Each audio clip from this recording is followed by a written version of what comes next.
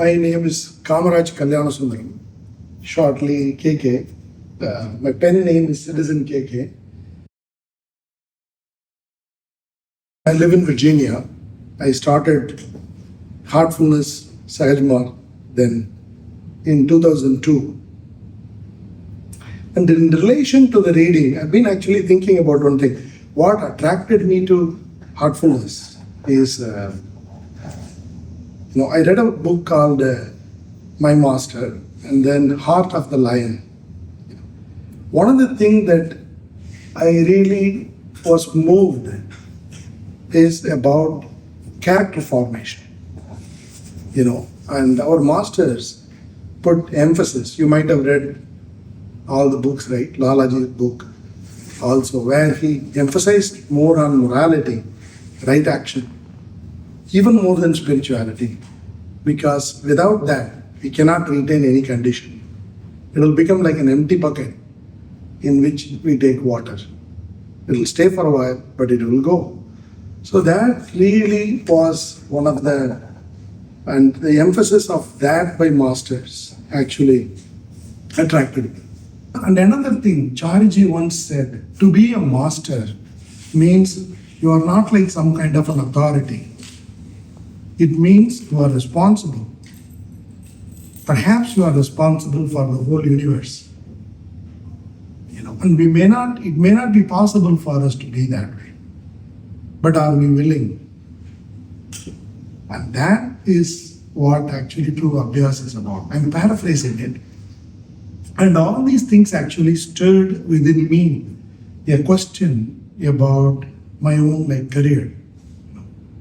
And so I pivoted from being an IT person into I have counseled a lot of people. And I always was moved by people since I was a little boy. Like my grandmother took me to Vallada Sabai, and my grandma resigned. She was a nurse in a village in Tamil Nadu.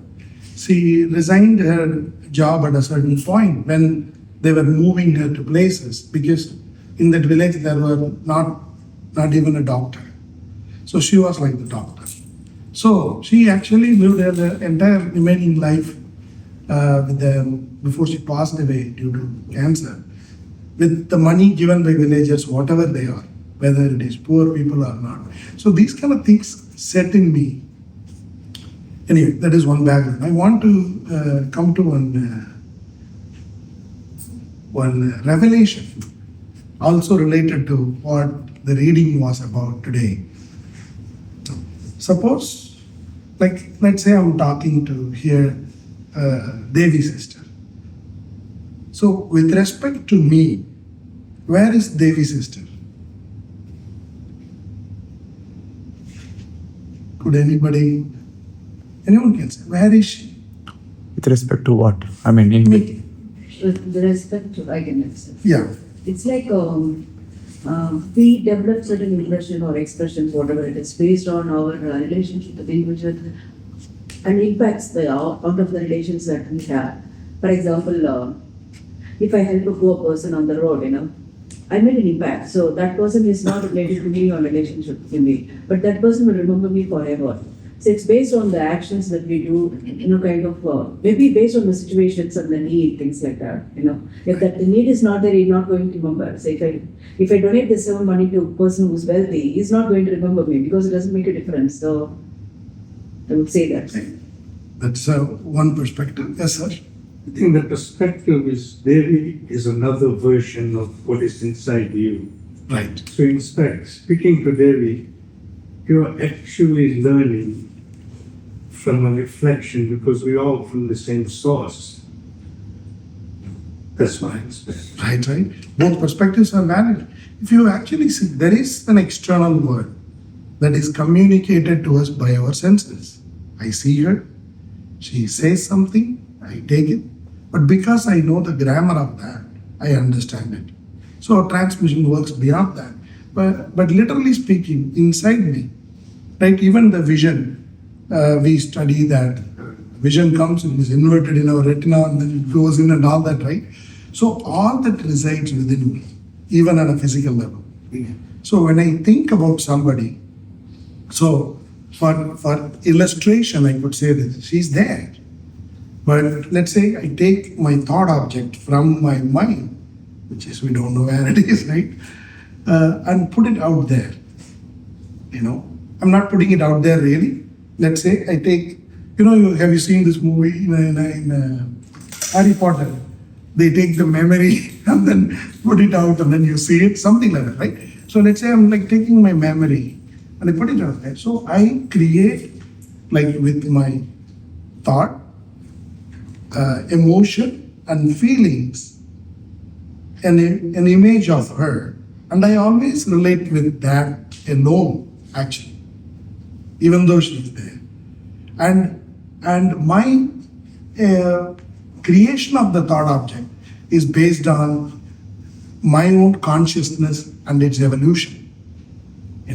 If I'm a person of responsibility, how would I see? If I'm a person of I can be very sensitive, prideful, anything, even somebody laughs at something, but I stuttered somewhere and I think they are insulting me. So, what is the impression that I create about her? And she may not even be aware, but I'm thinking all it about, which is all based on the evolution of my consciousness, in my opinion. That is why we love stories. And when we hear a story, right? You might have heard about Duryodhana. He felt so insulted when Draupadi laughed at him. Things like that. So, and then a small thing, or whatever happened when Rama was playing with this thing to Kuni, and how she actually, how she went to Kaikeyi and created a way. So, all these small events based on the evolution of my consciousness can become like earthquake, and that we have to understand about ourselves, because we are also evolving through our pride and through our elevation of our mind, and with a beautiful practice. So these vrittis are created. So the greatness of learning from stories, or you go to Katha Kalachepam, they say, right, is you actually try on being that person. So we like to try on maybe saying being Rama, but we don't want to try on being Rama. But all those tendencies exist within us. And when we are able to relate, oh my God, yeah, and I actually was fumbling at something, somebody laughed, in that moment I just wanted to kill them, right? And we have that. And all that, when we transcend, we are like transcending this Pinda Pradesh, right? We saw where the world, about points and all of that, the technicalities are evident in our outside behavior and our inside residence, our thought objects about the world, which is based on what I think about me, how I feel less, how I feel more, how I feel equal, and all of this, right? So this fascinated me. So the world of stories, and then trying on different things. So I began chasing responsibility there. What if I am like that? What if I am like that? What if I am like that? So this, what happens is, then stories become like a virtual laboratory. I don't need to go and make a decision in the real world and sometimes even lose my life based on an impulse. I look at somebody who chased their impulse and what happened to their life. I hear it in a story. I read it. I can try that on and I make a different decision and shape my character. That's what fascinated me into writing. That's what fascinated me into movies. And so that in that perspective, giving consideration to responsibility, forgiveness, and character formation, challenging revenge and retribution, I've actually made a movie using a father-daughter bond. It's Magale in Tamil and Bitiya in Hindi, Chinnari Talli in Telugu, and Unspoken Echoes in English. So my attempt is, but in this process also revealed me so many things about the challenges involved with all that. Like no income, put the money, spend, take loans, 30 friends join, but I wanted to remain as much as possible, not swayed and deviate from principles, because then it is a big problem. If you want to do a public release using traditional media, they wanted me to bribe them and do so many things. I said no, and let me try something else. So any OTT platform wants to buy based on reception. I will rent the theaters, I'll put it out there, invite people, I'll create a record of reception, and then you let the world judge. So this is the journey in short, and so it is a pursuit of responsibility in my life that I attempt to communicate through stories, and it's on, I think master was. I really wish I made this before when Charji Master was alive. He really loved movies and stories, and that is how I see them related to spirituality. Because easily we can be ignited. There is some injustice happened. Now we take a movie about it and we are justified that we kill the bad guy. But what are we doing to our consciousness in the process? What are we doing to our spiritual evolution in that pursuit?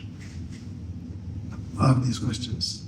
Thank you for letting me be there. And we're also very much considering North Carolina for our next residence. Because my wife likes the weather. We don't know. So thank you. The movie will be held on Saturday, September 5th at from 4 4 p.m. to 8 p.m. in Park Village Theatre. It's very near from here, actually. 10 minutes Rookie Entertainment is what it is called. So, and you can reserve a seat right away. And that's If you have no expectation at all, and you're welcome to come and support, and I created pay-as-you-wish options too. Thank you for it. And also invite your friends and family, bring them along. Yeah.